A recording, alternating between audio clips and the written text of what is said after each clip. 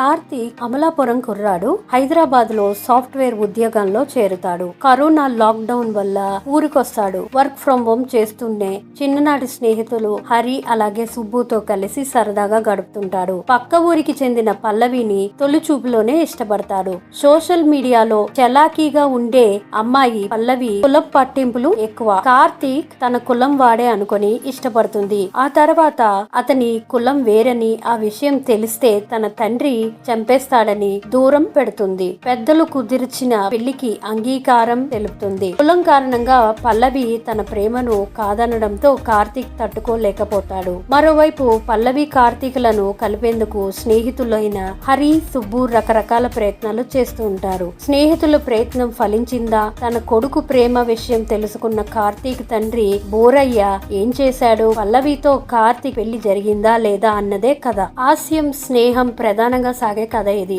అమలాపురం నేపథ్యంలో చిన్ననాటి స్నేహితులు ప్రేమ అనగానే అచ్చమైన తెలుగుదనమే గుర్తొస్తుంది. అందుకు తగ్గట్టే ఆ ప్రాంతానికి చెందిన మనుషుల్లో కనిపించే అమాయకత్వం, పట్టింపులు, అపయాయతలు, అలాగే వెటకారం ఇలా అన్నిటినీ మెలివేస్తూ కథని నడిపించాడు దర్శకుడు. ముగ్గురు స్నేహితులు కలిసినప్పటి నుంచి సందడి మొదలవుతుంది. కార్తీక్ పల్లవి ప్రేమ కథ మొదలయ్యాక ఆ ప్రేమ గురించి స్నేహితులకు తెలిసాక తెరపైన అల్లరి మరింత గిలిగింతలు పెడుతుంది. స్నేహితుడి ప్రేమ కోసం మిగతా ఇద్దరు చేసే సాయం, ఆ క్రమంలో ఎదురైన ఇబ్బందులు, ఆ ప్రేమని పెళ్లి దాకా తీసుకొచ్చేందుకు పడే పాటలు, నవ్వులు పంచుతాయి. ఇక ఈ మూవీలో ఫస్ట్ హాఫ్ వచ్చేసరికి చాలా అద్భుతంగా కామెడీగా చాలా రకరకాల సన్నివేశాలు, ఎమోషనల్ సన్నివేశాలు అయితే సెకండ్ హాఫ్ లో కలిసి ఉంటాయి. ఈ మూవీలో చాలా అద్భుతంగా పండింది అంటే కామెడీ అనే చెప్పుకోవాలి. సాధారణమైన కథే కాబట్టి అంతగా మెప్పించలేకపోతాయి. అలాగే మనం సిచ్యువేషన్స్ ని ఎప్పటికప్పుడు మనకి అర్థమైపోతూ ఉంటుంది. మనం గెస్ట్ చేయగలుగుతాం నెక్స్ట్ ఏమవుతుంది అనేది. సో అదే ఒక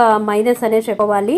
ఈ సినిమాకి బలాలు ఏమిటి అంటే హాస్యం అలాగే నటీనటులు, పతాక సన్నివేశాలు చాలా బాగున్నాయనే చెప్పాలి. ఇంకా బలహీనతలు ఏమిటి అంటే కందేలా సాగే కథనాలు. చివరిగా హాయ్ అనే మూవీ చాలా బాగుంది అనే చెప్పుకోవాలి. ఇది ఫ్యామిలీతో కలిసి మనం ఒక్కసారైనా చూడగలుగుతాము. ఈ మూవీలో సాంగ్స్ చాలా బాగున్నాయి. అలాగే తీర్చిదిద్దే సన్నివేశాలు, వర్షంలో జరిగే సన్నివేశాలు చాలా చాలా బాగున్నాయి. అడల్టరీ కామెడీ ఉన్నా కూడా పర్వాలేదు, బాగానే చేశారనే చెప్పుకోవాలి.